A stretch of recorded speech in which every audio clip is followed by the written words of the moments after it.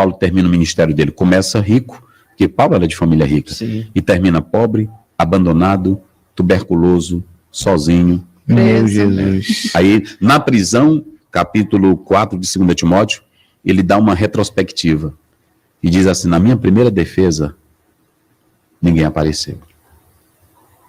Paulo foi abandonado por grandes companheiros do ministério. Paulo foi abandonado pela igreja. Na minha primeira defesa, ninguém apareceu. Se hoje Paulo fosse vivo, tem estatística aí, estatísticas, tantos pastores se suicidando nos Estados Unidos, tantos pastores se matando, mas você sabe o que é?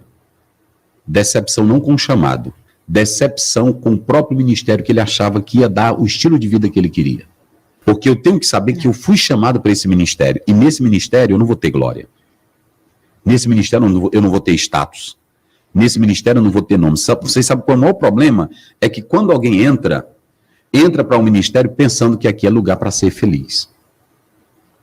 Muitos entram pensando que ministério é um lugar para se fazer. Esse era um pastor para ser um pastor mais decepcionado e triste no mundo. Meu Deus. Lógico, não é isso?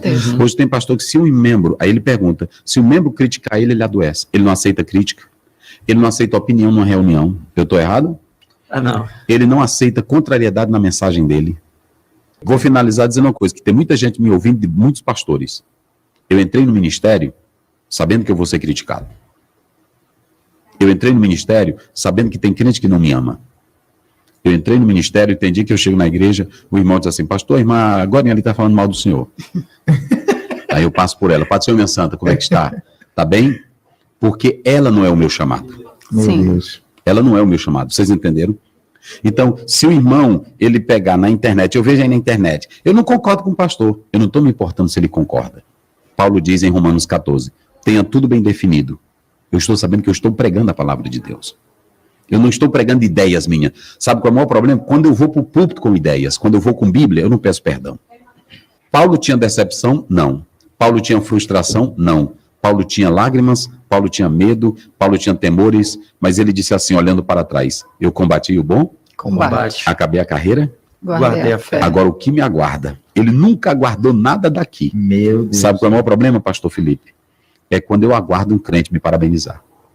É quando eu aguardo um crente me reconhecer. Os elogios. É quando eu aguardo um crente me elogiar. Reconhecimento. Aí o que acontece? Eu entrei para o ministério e veio a pergunta dela. Eu vi o pai sofrer. Eu vi minha mãe várias vezes chorar por causa de crente. Falando mal dela, falando de tudo. E eu passava, às vezes, eu ia para o banheiro, eu passava 3 horas, eu escutava meu pai orar. Eu escutava meu pai orar. Aquilo ali começou a me marcar. Então eu tive desejo. Eu quando fui para o ministério, na época, não tinha ainda esse glamour que tem hoje. Não tinha nada disso. Inclusive, quando eu fui, era numa época, não vou citar o nome aqui dessa igreja, que é a terceira maior hoje do Brasil, mas quando eu fui, era a igreja que estava mais sendo ridicularizada, e quando eu passava na rua de gravata, que eu sou de gravata, aí o pessoal dizia: um pastor vagabundo, pastor sem vergonha.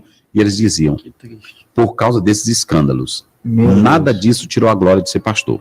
E para finalizar, eu vou dizer o seguinte: quem sabe e coloca a sua vocação no chamado, pode ter o que tiver, mas você nunca vai se decepcionar. Amém. Porque você sabe quem te chamou.